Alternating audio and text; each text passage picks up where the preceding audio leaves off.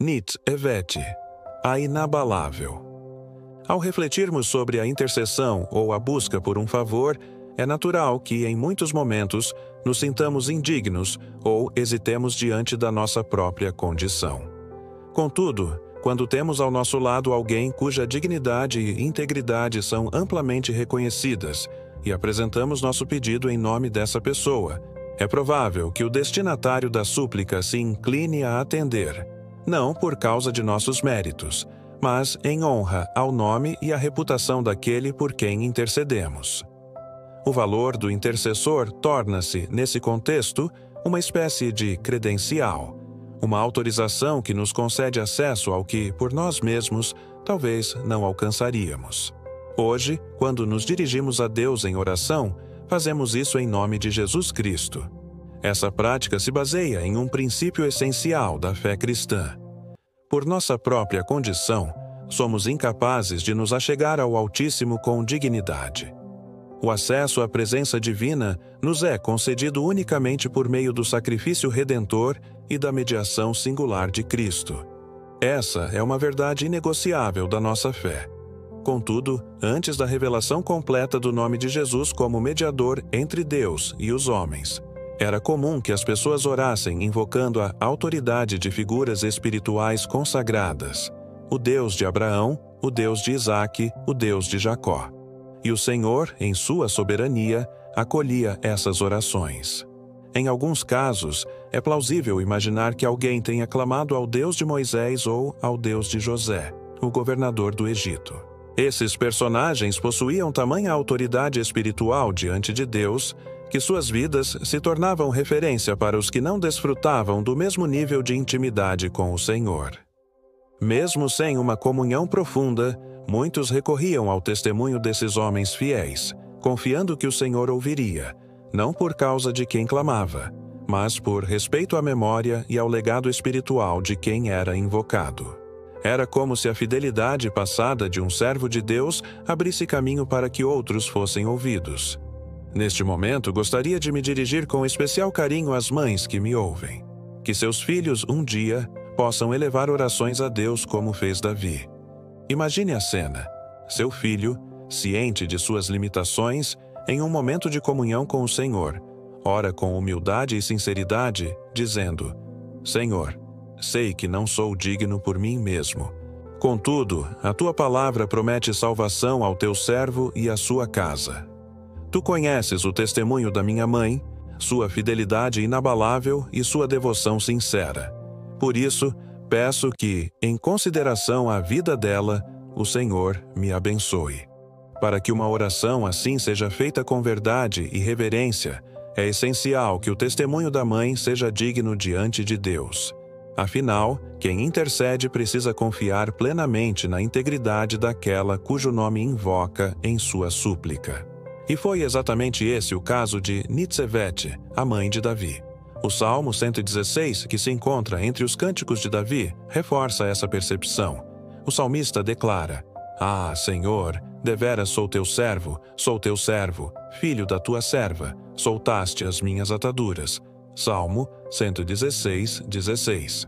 Ao se declarar filho da serva do Senhor, Davi não faz uma menção casual. Ele se ancora em uma herança espiritual real. Sua mãe, embora não seja citada diretamente nas escrituras canônicas, carrega, segundo tradições judaicas, uma história de fé e firmeza admirável. Esse detalhe nos leva a crer que Nit-Evet possuía um testemunho de tal relevância que seu filho se sentia fortalecido ao mencioná-la em oração. Mas quem foi essa mulher? Por que seu nome não aparece nos textos bíblicos que lemos com frequência? De acordo com o Talmud, uma das fontes mais respeitadas do pensamento judaico, seu nome era Nit-Evet, como já mencionado. A ausência de seu nome nas Escrituras não deve ser interpretada como desimportância, mas talvez como um reflexo dos costumes e das estruturas sociais da época, que muitas vezes silenciavam a trajetória de mulheres essenciais. Algumas tradições sugerem, e é importante enfatizar que essa interpretação não possui base bíblica direta, que Nitzevet talvez não tenha sido esposa de Jessé em uma união plenamente reconhecida segundo os padrões formais da época.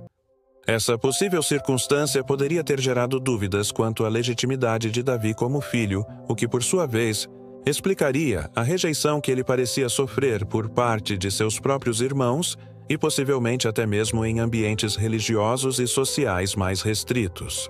Contudo, ao investigarmos o significado do nome Nitzevet no hebraico, descobrimos uma riqueza espiritual extraordinária.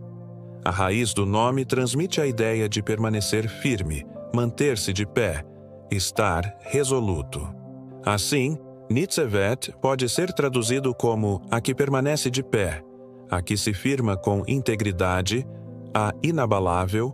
Trata-se de uma descrição que revela não apenas uma postura física, mas um testemunho de alma, de alguém que, apesar das circunstâncias adversas, escolheu se manter firme. Querido leitor, quando lidamos com verdades explicitamente reveladas nas Escrituras, afirmamos com plena segurança. Porém, quando somos conduzidos a reflexões a partir de fontes históricas respeitáveis, mesmo que extrabíblicas, somos convidados à ponderação reverente. E se, de fato, Nitzevet foi essa mulher silenciosa e firme, relegada ao anonimato por circunstâncias culturais e sociais, mas essencial na formação espiritual de um dos maiores reis da história bíblica? Ora, Davi, cuja relevância só é superada pela do próprio Cristo, é uma figura central nas Escrituras. Não faria todo o sentido que sua mãe tivesse destaque proporcional à sua importância.